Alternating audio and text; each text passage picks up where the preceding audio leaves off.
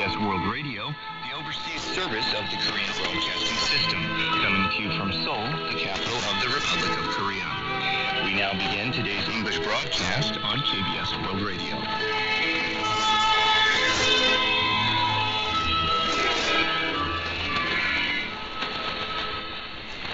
From Seoul, Korea, KBS World Radio News Today starts right now.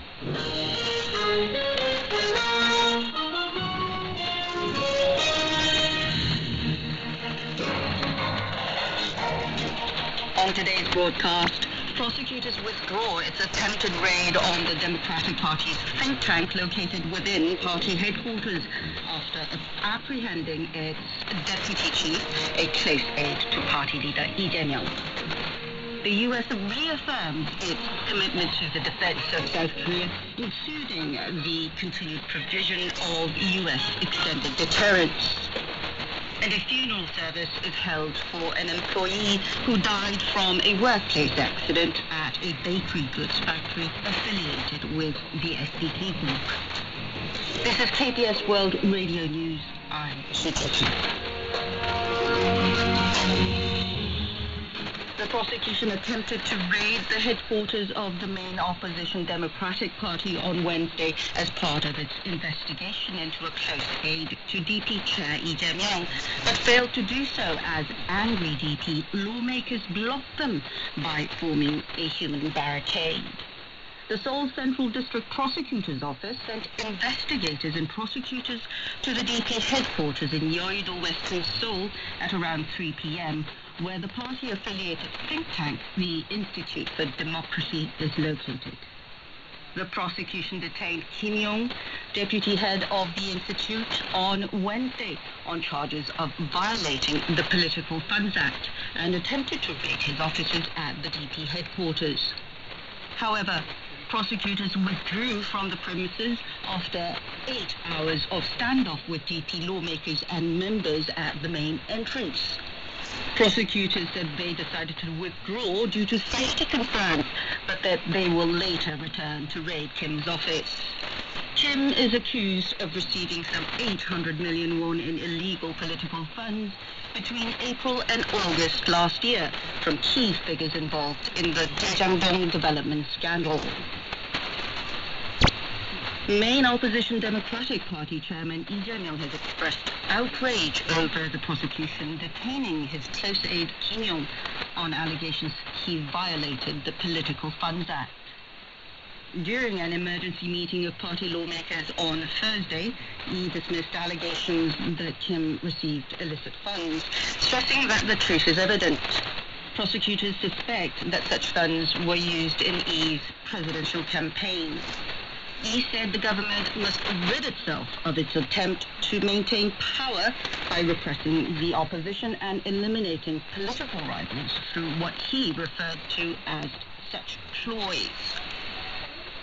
President Yoon Suk-yeol says he believes the public will be able to ascertain whether the main opposition Democratic Party is justified in its claims of political oppression regarding the prosecution's attempt to raid its headquarters. On his way to work on Thursday, Yoon told reporters one should be reminded of the time when the main opposition party raided media entities for several days when it was still the ruling party. The president also dismissed the DP's claims that the probe into Lee's close aide and into the death of a South Korean civil servant shot dead by North Korean soldiers near the western maritime boundaries in 2020 is all part of the presidential office's political ploy. The main opposition Democratic Party has decided to return to parliamentary audit after declaring a boycott in protest of the prosecution's attempted raid. The DP made its decision to return starting Thursday morning during an emergency meeting of its lawmakers. The party's lawmakers sitting on the Parliamentary Judiciary and Legislation Committee, however, decided to boycott a scheduled audit of the Supreme Prosecutor's Office and are demanding an apology from the President and Justice Minister, as well as the resignation of the Prosecutor General. The United States has reaffirmed its commitment to the defense of South Korea, including continued provision of its extended deterrence in an annual meeting of military leaders. According to South Korea's Joint Chiefs of Staff on Thursday, the country's JCS chairman Kim Seung-yeom and his U.S. counterpart Mark Milley held the 47th Military Committee meeting at the Pentagon on Wednesday. In the meeting, the JCS chiefs reaffirmed the strength of the South Korea-U.S. alliance, assessed the security situation of the Korean Peninsula and in the region. They also discussed general security issues of the alliance, including the conditions-based transfer of the wartime operational control of troops from the U.S. to South Korea. The two sides also conferred on North Korea's continued provocations, including its nuclear threats and missile launches and other actions that are destabilizing to the region. The JCS said Milley reconfirmed the U.S. security commitment to South Korea, including the provision of U.S. extended deterrence.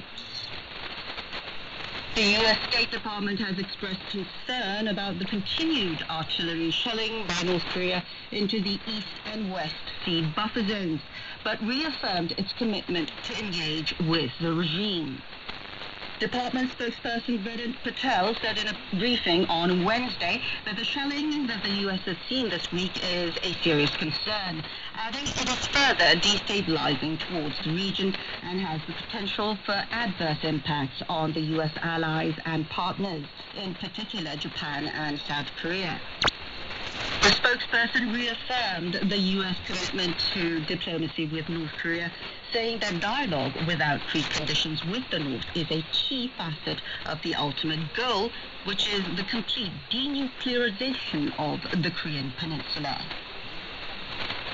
A funeral service was held for an employee who died at a bakery goods factory affiliated with the SPC group in a workplace accident over the weekend.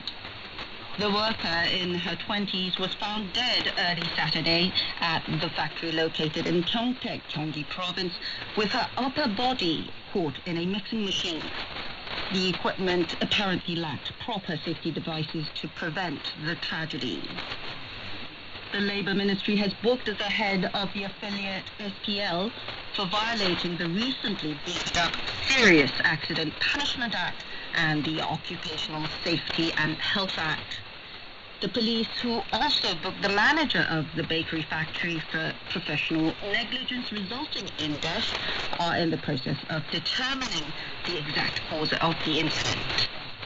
President Yoon Suk-yeol expressed his regret over the untimely death and ordered a thorough investigation into the accident.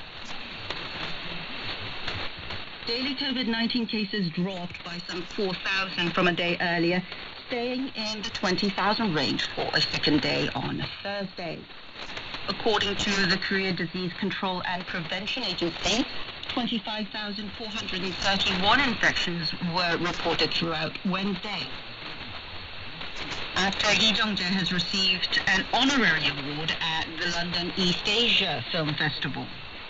The event's organizers said Wednesday that Lee was unanimously selected by the jury as the winner of the honorary award for those who've contributed to raising the status of Asian films. Meanwhile, the Lee's Best Actor award went to Lee Jung-eun for her role in Homage, while Im Si-won landed the Lee's Rising Star award for his performance in Emergency Declaration. The seventh Leaf kicked off Wednesday for a 12-day run. The benchmark Korea Composite Stock Price Index fell 19.35 points, or 0.86% on Thursday, closing the day at 2,218.09.